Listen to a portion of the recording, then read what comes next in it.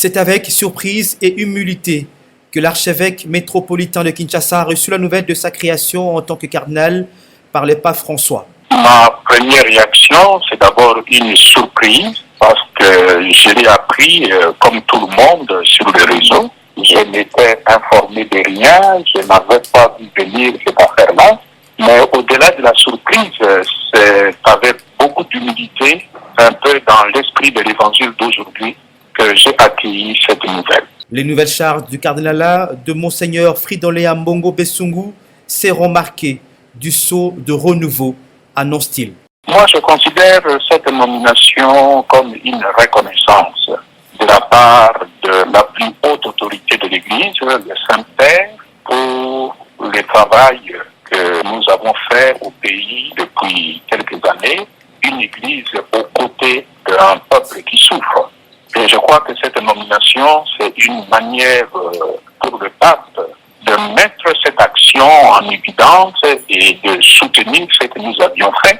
Pour moi, j'accueille ça vraiment comme un encouragement et en même temps une exhortation de la part du Saint-Père à continuer à être une Église aux côtés de notre peuple qui souffre et une Église qui donne de la voix à un peuple sans voix. Je crois que ça va changer quelque chose parce que au-delà de mon travail, le travail que j'ai fait déjà comme archevêque métropolitain de Kinshasa, le cardinalat n'a pas de limite. On ne peut pas dire qu'il est cardinal pour tel diocèse ou pour telle partie du pays ou pour tel pays, mais un cardinal, c'est le conseiller du pape. Ça signifie que j'aurai encore plus d'opportunités de faire entendre la voix de notre peuple auprès du Saint-Père et auprès de toute l'Église universelle de par ma position. Fridolin Ambongo Besungu sera créé cardinal le 5 octobre prochain au cours du consistoire à Rome. Il succède donc à Laurent Mosengo Passigna.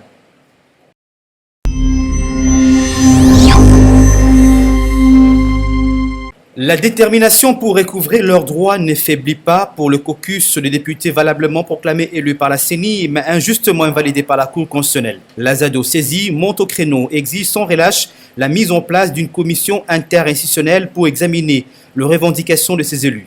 L'Azado recommande au président de la République de créer une commission interinstitutionnelle qui doit se charger de mettre fin à l'injustice dont les députés nationaux élus et injustement invalidés sont victimes de la part de la Cour constitutionnelle.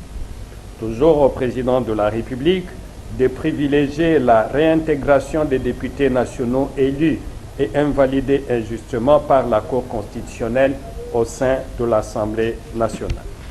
À la présidente de l'Assemblée nationale d'ordonner que les services financiers de l'Assemblée nationale prennent en charge tous les députés nationaux élus et invalidés injustement qui sont à Kinshasa pour le besoin de leur réintégration au sein de l'Assemblée nationale.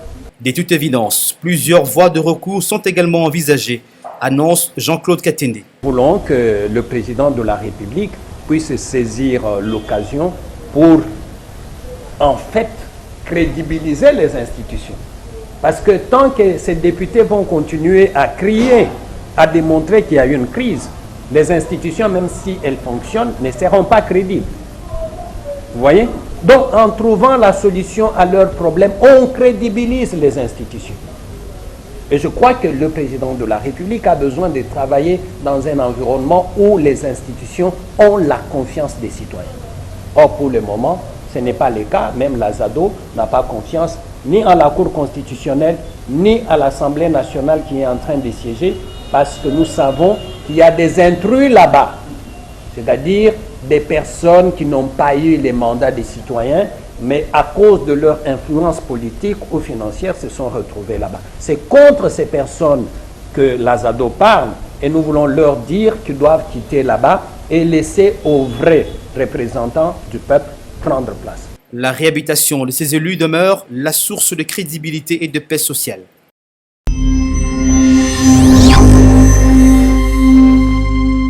La journée porte ouverte organisée par la Commission nationale des droits de l'homme, CNDH, du 31 août au 1er septembre avait pour objectif majeur de créer une proximité entre la population et cette institution d'appui à la démocratie chargée de la promotion et de la protection des droits de l'homme en République démocratique du Congo. Pour Maître Mwambamouchi Nkonkemamous, président de cette institution d'appui à la démocratie, la CNDH reste bien au service du peuple congolais. La journée porte ouverte, c'est beaucoup plus pour la visibilité de la CNDH. La CNDH n'est pas appelée à travailler seulement dans ses bureaux. La CNDH est appelée aussi de descendre dans la population pour recueillir les différentes plaintes, en fait de les traiter, de les orienter et voir comment défendre le droit des victimes. Alors nous avons trouvé qu'il y a beaucoup de victimes qui ne s'intéressent pas à la CNDH, soit par ignorance, raison pour laquelle la CNDH est descendue dans la population pour sensibiliser cette population.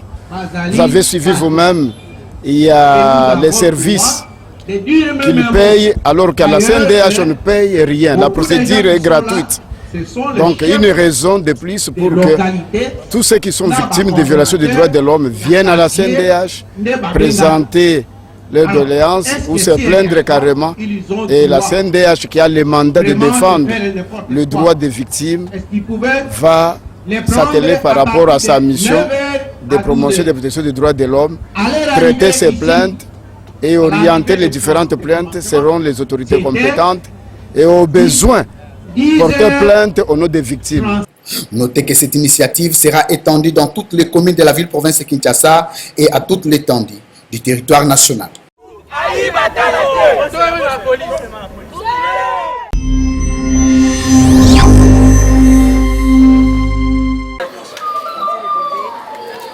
Après l'inauguration de l'école Mokengeli dans la commune de Lemba par le président de la République, le ministre provincial près le gouverneur en charge des relations avec le Parlement, mines, ressources hydrauliques, éducation et porte-parole du gouvernement, Charles Mbouta Moutoulouanga, a fait la ronde des écoles. Question de s'assurer de l'effectivité de la rentrée scolaire, de la gratuité de l'enseignement de base et du remboursement des frais scolaires versés par le parent. Pour Charles Mbouta Moutoulouanga, les instructions hiérarchiques ont été bien respectées. Nous sommes descendus, tout logiquement, aujourd'hui c'est la rentrée scolaire et nous devrions nous assurer de l'effectivité de cette rentrée. Nous sommes allés et on a constaté que les enfants sont bel et bien à l'école. Et pas totalement bien sûr, mais la rentrée, vous savez, elle a été toujours progressive. Mais du moins, il y a des écoles qui ont fait le plein et les enfants sont là, tandis que d'autres sont encore en train d'hésiter. Donc nous invitons tous les parents qui gardent encore les enfants à l'école de nous les envoyer parce qu'une année scolaire, c'est 220 jours et ça commence à compter à partir d'aujourd'hui. Nous avons également profité de cette occasion pour nous rassurer de l'application stricte des mesures prises par les chefs de l'État et qui ont été relayés par le gouverneur de la ville à travers l'organisation de la table ronde et sous son patronage, sous le patronage des chefs de l'État. Nous devions nous rassurer, c'est-à-dire faire un suivi de la mise en œuvre de ces mesures. Il s'agissait de quoi? Il s'agissait de la gratuité totale des frais pour l'enseignement primaire élargie aux classes de base, aux classes de l'enseignement de base, c'est-à-dire la première année secondaire et la deuxième année secondaire, appelée aujourd'hui par rapport à la nouvelle nomenclature, 7e et 8e. Nous devions également apporter des éclaircissements sur les contenus de cette note de mise en œuvre, parce qu'il y a des confusions. Alors là, il est dit clairement que pour toutes les écoles qui sont mécanisées, qui sont budgétisées, supprimées, il n'y a pas d'explication. Il faut noter qu'au total, 5 écoles ont été visitées, dont les constats restent bien positifs.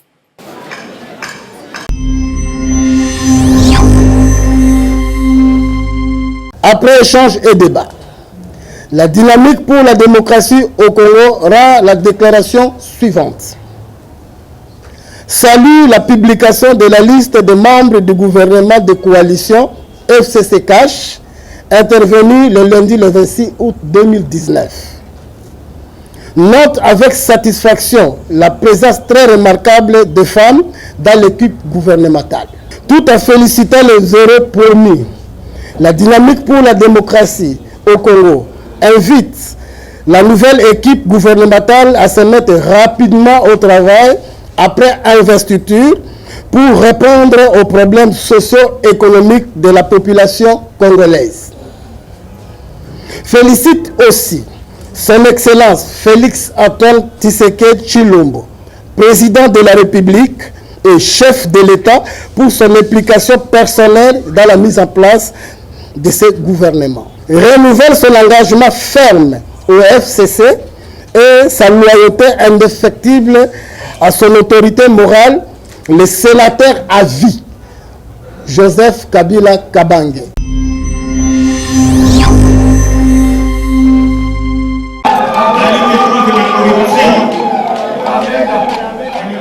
Le mois d'août dédié au peuple autochtone s'est clôturé dimanche 31. À Kinshasa, le chef de l'État a offert un dîner en l'honneur de ce peuple encore méprisé. Une façon pour Félix Tshisekedi de mettre en confiance cette catégorie de personnes de la RDC.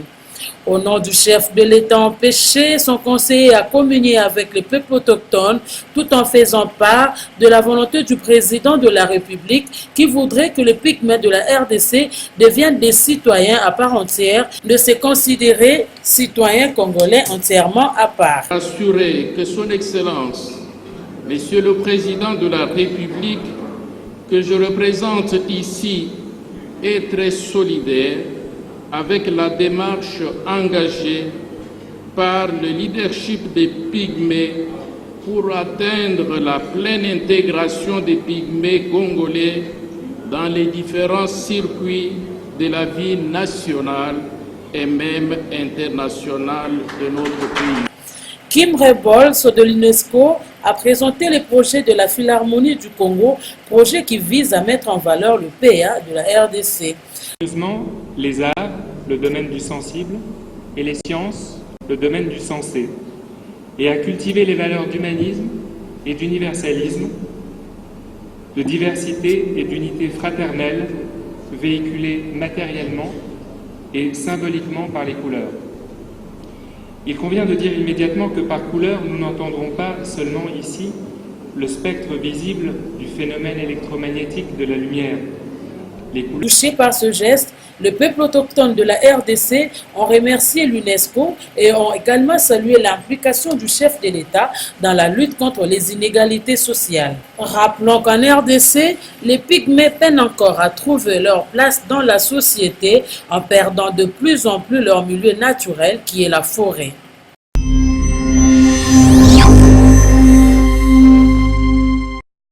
La rentrée scolaire était également effective ici au lycée international de Kinshasa ce lundi 10 septembre. Une nouvelle année qui s'ouvre avec une valeur ajoutée au sein de cet établissement international. C'est la particularité de son programme conduisant à la préparation du baccalauréat français que l'école a tenu à vulgariser. Il s'agit pour cette école d'aller au-delà des préconisations du ministère français de l'Éducation nationale en ce qui concerne le nombre d'heures de matières fondamentales, entre autres la proposition de langue internationale dès l'école primaire avec des activités non linguistiques en langue, précise le préfet de l'école, Patrick Mizelezola, qui en outre invite les parents à venir inscrire leurs enfants. Alors, cette année a déjà repris. Pour ceux qui n'ont pas encore eu la possibilité de venir nous rencontrer, je vous demande de le faire vivement. Les places sont encore disponibles, bien qu'il reste un certain nombre de places limitées, mais nous sommes encore en mesure d'accueillir un certain nombre d'enfants.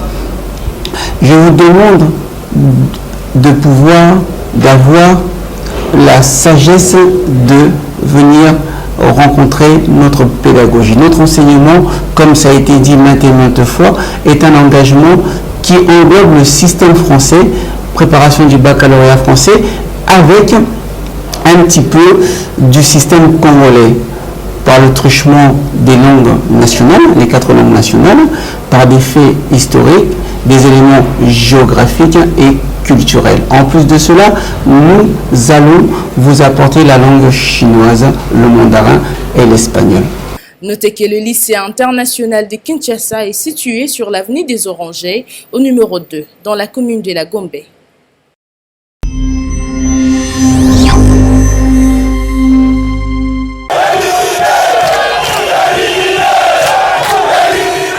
Matadi en ébullition. Ils étaient plus de 5000 Matadiens ce samedi 31 août dans la rue pour condamner et dénoncer les anti-valeurs au sommet de la province. Banderole, calico en main sur lesquels étaient écrits Atumatubwana et Justin Luemba, les médiocres qui doivent dégager. Sur d'autres affiches en pelure, Atumatubwana Justin Luemba, la honte du Congo central. La dite marche a eu comme point de départ le rond-point 24 novembre. La foule a pris la direction du gouvernorat en passant par le siège provincial de la ANER où les Matadiens ont sollicité le départ du REDOC et comme point de chute l'Assemblée provinciale du Congo central où le mémo a été lu par l'honorable député national Albert Fabrice Puela. Il affirme attendre la réponse du président de l'Assemblée provinciale qui a fait une promesse en donnant 5 jours pour répondre au mémo reçu. Au nom de tous les Congolais, je suis député national.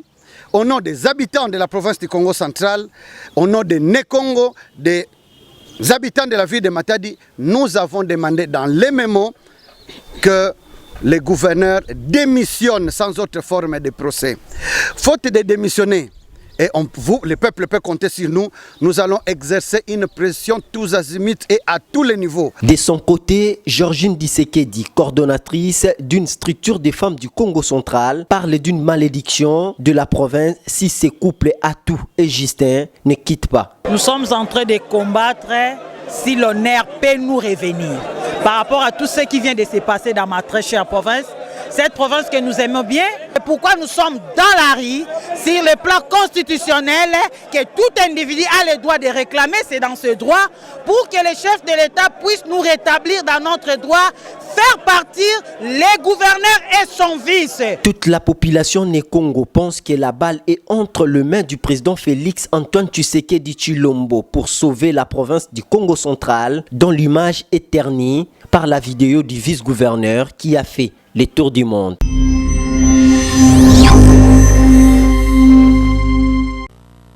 Après sa visite dans la partie est de la République démocratique du Congo, le secrétaire général des Nations Unies a rencontré ce lundi 10 septembre 2019 le chef de l'État Félix Tshisekedi au Palais de la Nation.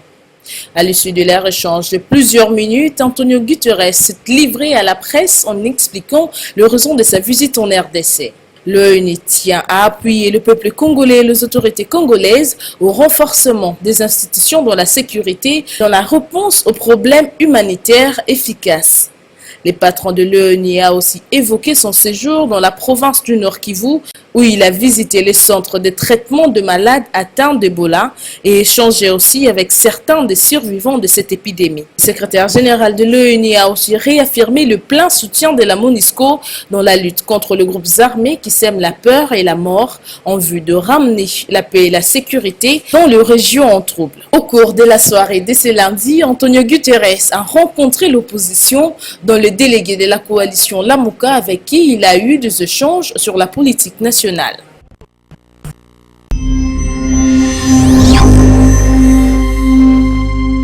C'est dans un stade de martyrs de la Pentecôte tout flamboyant au rythme des traditionnelles chansons de nombreux moscovites que s'est déroulé le premier classico de la Ligue nationale de football saison sportive 2019-2020. Tous les ingrédients ont été réunis pour le bon spectacle entre l'ASV Club de Kinshasa et le TP Mazembe de Lubumbashi. Les Dauphins noirs de la capitale ont bataillé dur pour ouvrir le score en premier, malgré leur légère domination sur le Corbeau de Lubumbashi au niveau du jeu. L'arbitre central, Jean-Jacques Ndala, a renvoyé les deux équipes au vestiaire sur le score des 0 buts partout. Après le citron, plusieurs changements ont été effectués. Tchik Mosengo, l'ancien de JSK, a remplacé Merveille Kikassa avant le dernier quart d'heure. Jésus du Capel Moulopo est monté en lieu et place de Moumi Zakaria. Côté Mazembe, Isaac Tchibangu avait pris la place de Renfort Kalaba. Puis Tonrik Gembre a été remplacé par le Ghanéen Amoa. Au finish, pas de vainqueur ni vaincu entre les deux gens de la RDC. Un résultat qui arrange les deux entraîneurs. Non, j'ai vu un très beau match, moi. Donc, c'est ce qu'on voulait. À la conférence de presse, je l'avais dit. Il fallait un bon Mazembe, un bon V-Club, des bons supporters dans dans les tribunes et puis un bon arbitrage. Je crois que les ingrédients étaient pas mal. Il faut qu'on aille dans ce sens. Je crois qu'on a proposé quelque chose qui était intéressant, qui était visible pour tout le monde. Il nous a manqué, ce qui nous manque en ce moment, c'est de mettre les quelques occasions qu'on a au fond. Mais globalement, je crois qu'on est sur la bonne voie. Il s'est de signaler qu'à l'issue de la troisième journée, le TP Mazembe prend provisoirement la tête du classement avec 7 points, suivi de Don Bosco avec 6 points. L'ASV Club vient en troisième position avec 5 points.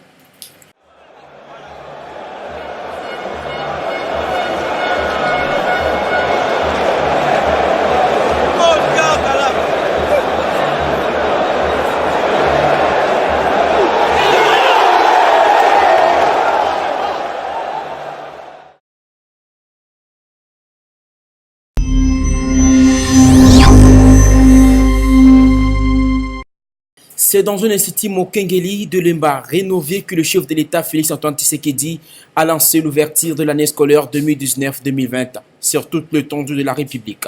Une année scolaire qui inaugure la gratuité de l'enseignement primaire en République démocratique du Congo. En coupant le ruban symbolique, Félix Tshisekedi inaugure cet institut, fruit de programmes de 100 jours sur financement du FPI, qui augure une nouvelle ère saluée par certains responsables sur place. Le chef de l'État n'a fait que remettre la pendule à l'heure et nous applaudissons ça de deux mains.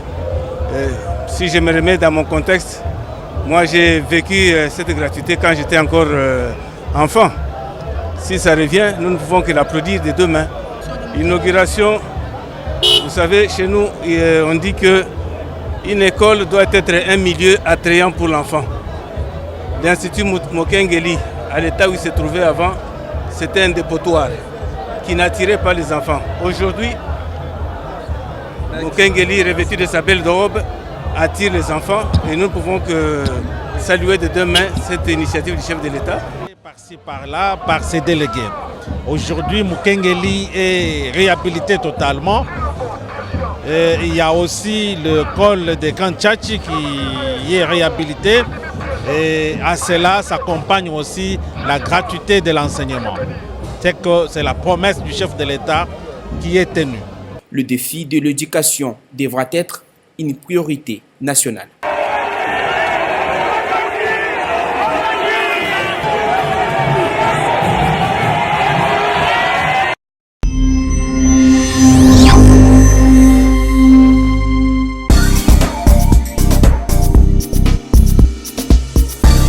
Attendu demain à l'Assemblée nationale, programme du gouvernement, Sylvestre Ilunga face aux multiples urgences écrit la prospérité dans sa une. Il lui faudra être à la hauteur des attentes de la population, lâche le quotidien, avant de renseigner que le Premier ministre Sylvestre Ilunga présentera le dessous-programme du gouvernement de la République devant les députés nationaux, sans doute ce mardi 3 septembre 2019, en attendant le communiqué officiel de la Chambre basse du Parlement. Il devra, en principe, poursuivre la source, ramasser toutes les préoccupations majeures du Congolais et bien entendu proposer des pistes de solutions adaptées pour leur résolution.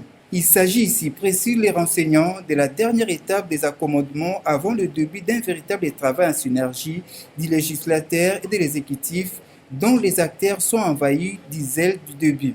Il ne leur reste plus que 4 ans et 4 mois pour répondre aux défis de reconstruction et de développement du pays. Ce n'est donc fini avec des promesses en l'air et des discours oblongs. Il faut maintenant convaincre, écrit le journal en guise de conclusion. Gratuité de l'enseignement, les enseignants s'inquiètent, alerte pour sa part Congo Nouveau dans ses pages internes. Le Trioubdo a rapporté que c'est ce lundi 2 septembre que les élèves de la RD Congo retrouveront le chemin de l'école. Cependant, ajoute-t-il, les enseignants ne cachent pas leurs agacements. Selon la décision du chef de l'État qui souhaite rendre effective la gratuité de la scolarité au niveau du primaire, les enseignants seront désormais pris en charge intégralement par l'État. Mais à quelques heures de la rentrée, renchérit la source, ces derniers ne sont pas encore fixés sur leur futur salaire qui doit prendre compte leurs revendications. Ils menacent une grève à partir du 20 septembre si leurs attentes ne sont pas rencontrées. Monseigneur Fridolin Ambongo sera créé cardinal le 5 octobre à nord de son petit forum des As. Le journal révèle que le pape François a dévoilé hier dimanche 1er septembre lors de l'Angelus place Saint-Pierre à Rome le nom de futurs cardinaux. Au nombre de ces évêques qui seront créés cardinaux lors d'un conclave le 5 octobre figure aussi l'archevêque métropolitain de Kinshasa, Fridolin Ambongo, renseigne les tabloïds. On garde forum des As pour boucler avec ses titres à la une en retirant sa confiance à l'autorité provinciale du Congo central pour l'affaire Mimi Mouyeta. Le FCC brûle les étapes. D'après le confrère, le FCC a retiré sa confiance au gouverneur et vice-gouverneur du Congo central, Atou Matubwana, et Justin Luemba à la suite d'un scandale sexuel. Les méga-plateformes initiées par Joseph Kabila a fait cette déclaration au terme d'une rencontre organisée le samedi 31 août dernier à Kinshasa. Pour le journal, il est de bonne politique d'attendre la fin de 2 procédures en cours pour dégager les responsabilités et se prononcer sur la question. Tout gouverneur investi du pouvoir d'État relève de l'autorité hiérarchique étatique. Fin de cette revue de presse et bon début de semaine à tous.